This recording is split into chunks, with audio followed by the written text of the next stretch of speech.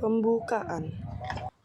Assalamualaikum warahmatullahi wabarakatuh. Selamat pagi anak-anak. Pagi, Bu.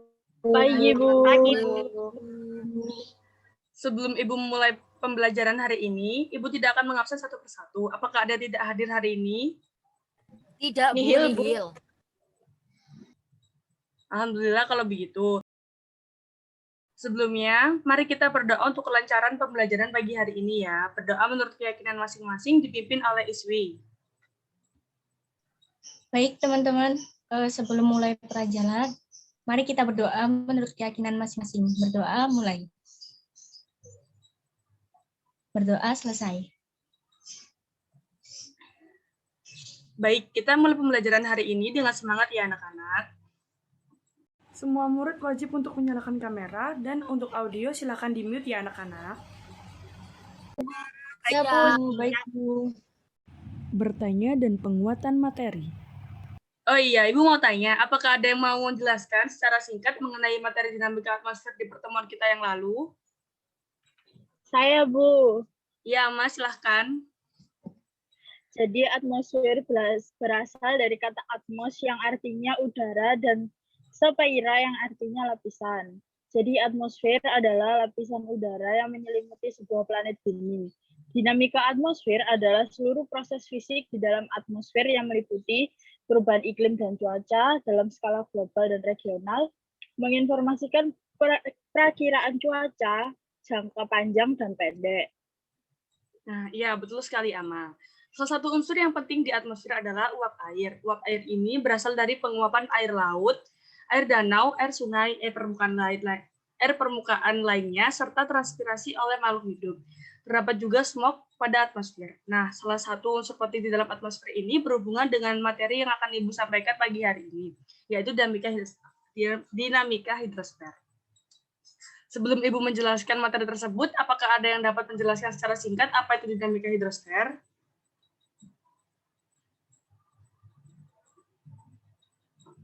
Saya, Bu. Iya, Ingin dan menjawab. silakan. Baik, Bu. Jadi, menurut pengetahuan saya, menurut etimologi, hidrologi berasal dari kata hidros yang berarti air, dan logos yang berarti ilmu.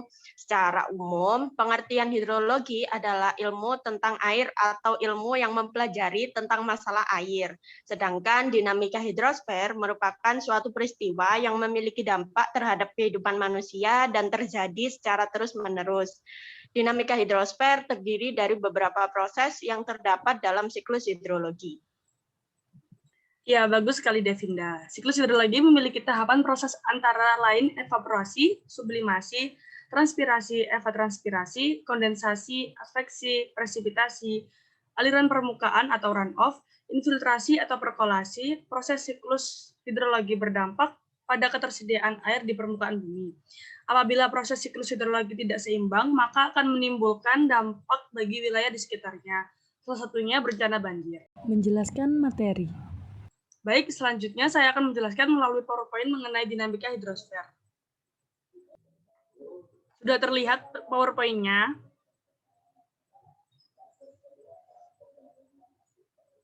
Sudah, Bu. Sudah, Bu.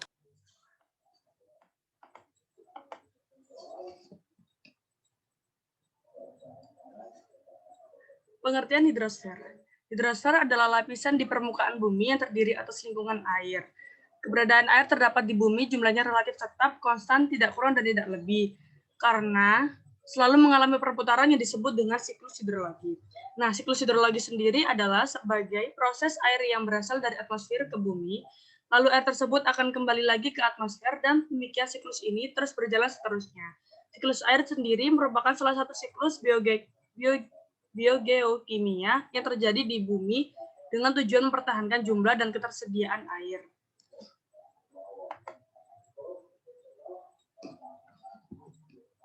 Dalam kehidupan manusia di permukaan bumi ini terdapat 3 macam siklus air yang sebagai berikut. Yang pertama ada siklus kecil atau pendek. Siklus kecil atau pendek adalah air laut mendapat sinar matahari, kemudian mengalami penguapan yang semakin lama semakin banyak. Setelah mencapai ketinggian tertentu, temperatur udara menurun, maka terjadilah kondensasi atau pengembunan. dan terbentuklah awan yang mengakibatkan turunnya hujan di atas permukaan laut. Kemudian yang kedua ada siklus sedang. Siklus sedang adalah air laut yang mendapat sinar matahari, kemudian menguap, uap air tersebut terbawa oleh angin ke daratan. Akibat suhu udara di atas daratan, biasanya pegunungan, maka terjadilah kondensasi sehingga terbentuklah awan. Jika awan tersebut telah jenuh oleh uap air, terjadilah hujan. Air hujan tersebut ada yang mengalir di permukaan bumi, meresap ke dalam tanah, ada yang masuk ke danau, sungai, dan akhirnya kembali ke laut. Siklus peredaran air ini disebut siklus sedang. Kemudian yang ketiga ada siklus panjang atau siklus besar. Siklus ini terjadi karena pengaruh panas sinar matahari yang mengakibatkan air laut menguap. Uap air tersebut terbawa oleh angin jauh ke wilayah daratan. Setelah mengalami pendinginan, uap tersebut berubah menjadi kristal es sehingga terjadi hujan salju. Salju yang berkumpul membentuk padang salju yang kemudian mencair dan mengalir pada sungai es atau gletser. Setelah mencair, akhirnya kembali ke laut. Bertanya dan penguatan materi. Apakah penjelasan yang Ibu sampaikan ada yang kurang dipahami atau mau ditanyakan?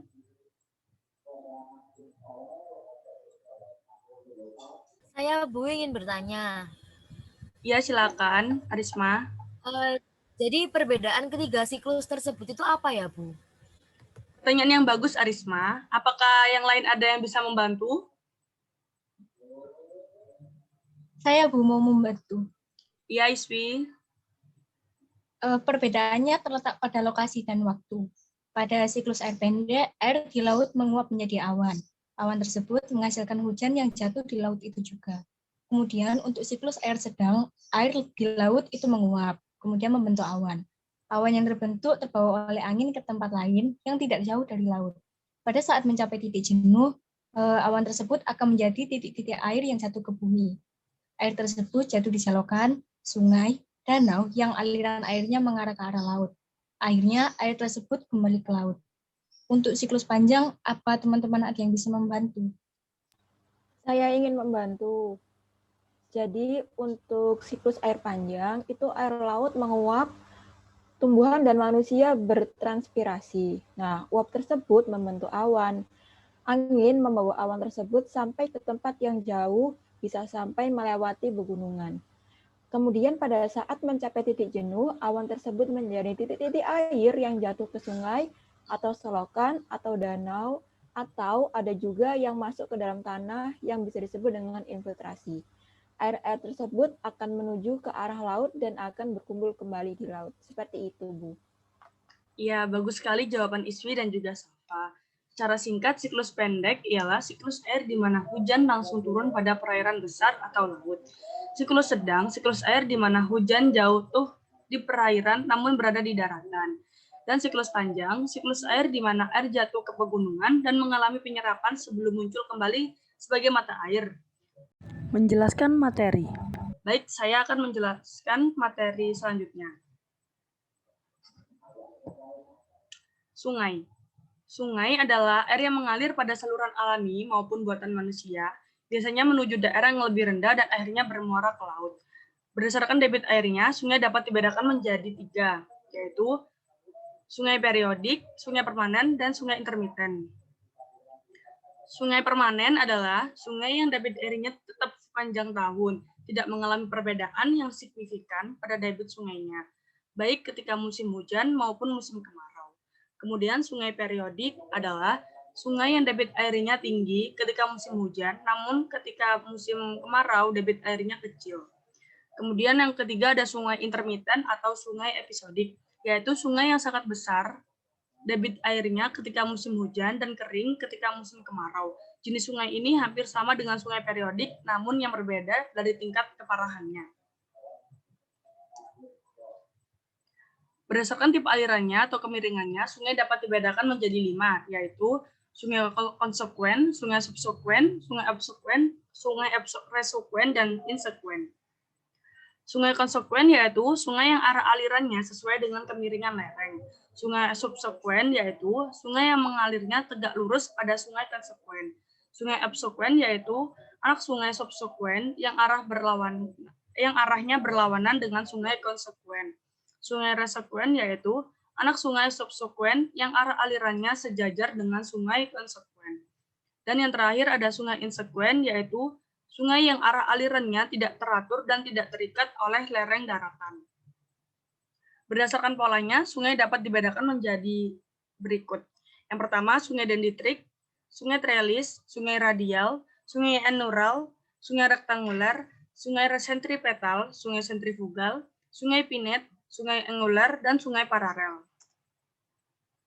Ini ada bentuk-bentuk dari pola aliran sungai.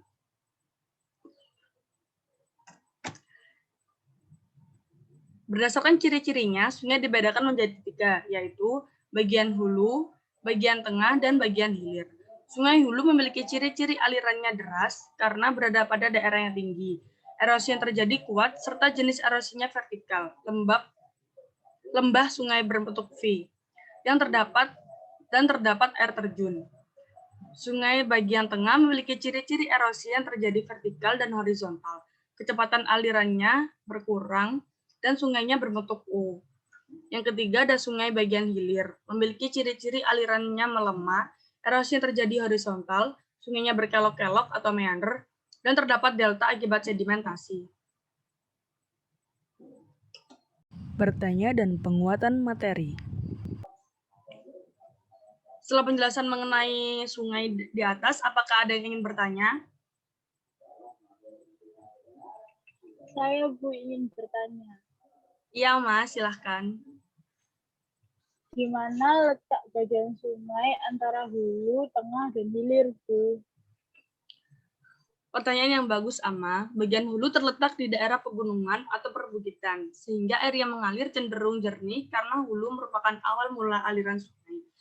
Bagian tengah biasanya terletak di wilayah yang relatif datar, dan bagian hilir atau muara sungai berada di ujung sungai dan terletak di dekat laut. Biasanya bagian hilir mengalirkan air ke laut. Begitu, Ama. Apakah sudah jelas? Sudah jelas, Bu. Terima kasih. Variasi. Menampilkan video pembelajaran tentang dinamika hidrosfer. Baik, selanjutnya Ibu akan menampilkan video mengenai dinamika hidrosfer. Disimak dengan baik ya.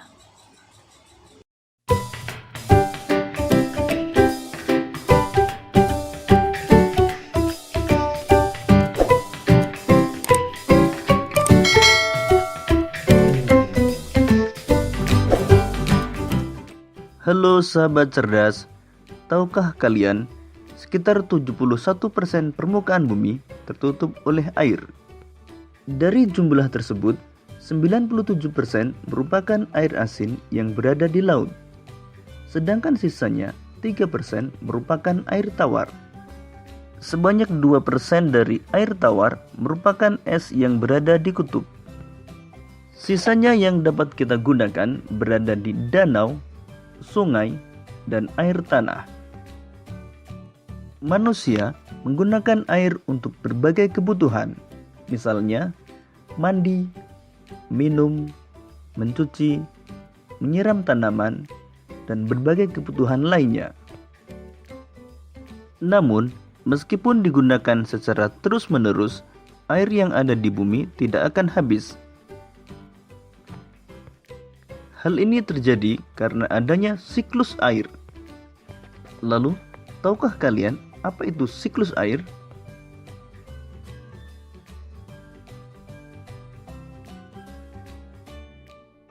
Siklus air adalah sirkulasi atau perputaran air secara terus-menerus dari bumi ke atmosfer, lalu kembali lagi ke bumi.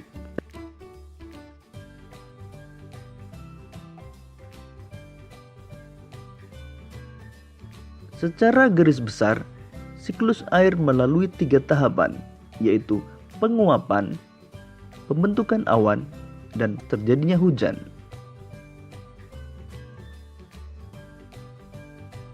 Air di laut, sungai, dan danau menguap karena terkena panas matahari.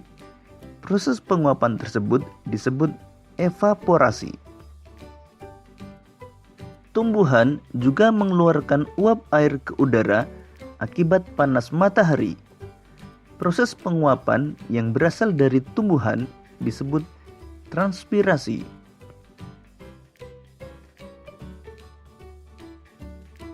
Uap air dari permukaan bumi akan naik ke udara dan membentuk awan.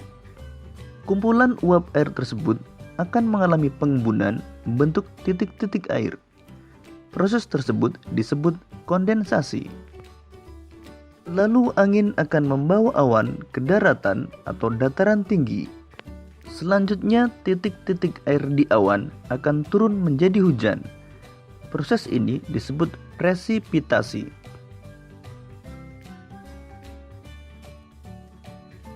Lalu air akan mengalir ke dataran rendah dan menciptakan suatu siklus yang berlangsung secara terus-menerus.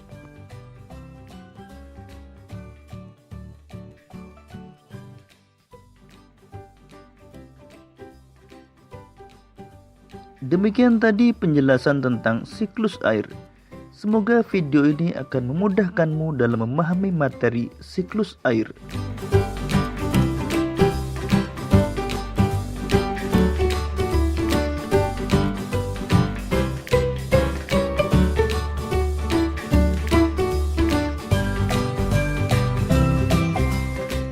Membimbing diskusi kelompok kecil dan mengajar kelompok kecil dan perorangan.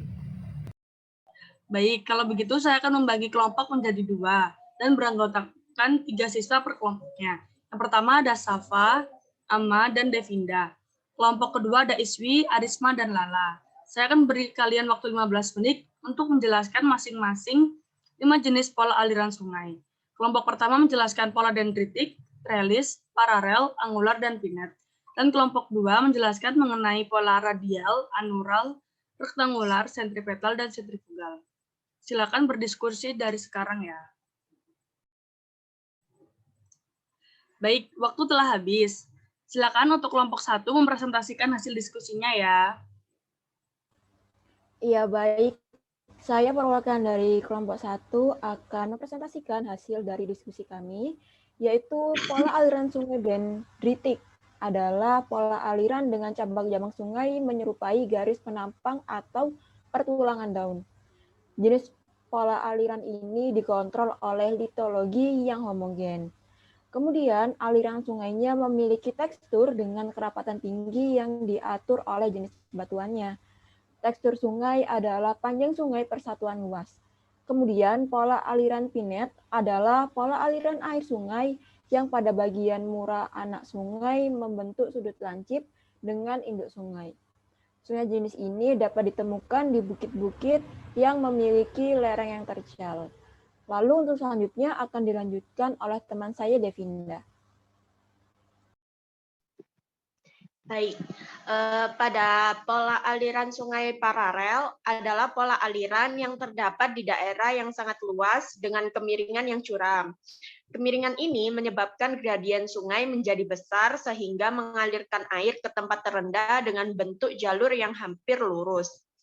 Pola ini dapat ditemukan di kawasan daratan pantai yang masih muda dengan lereng asli. Aliran angular adalah pola aliran yang bentuknya lebih besar atau lebih kecil dari sudut 90 derajat. Sungai dengan pola seperti ini akan terlihat mengikuti garis-garis patahan. Yang terakhir akan disampaikan teman saya, Christina.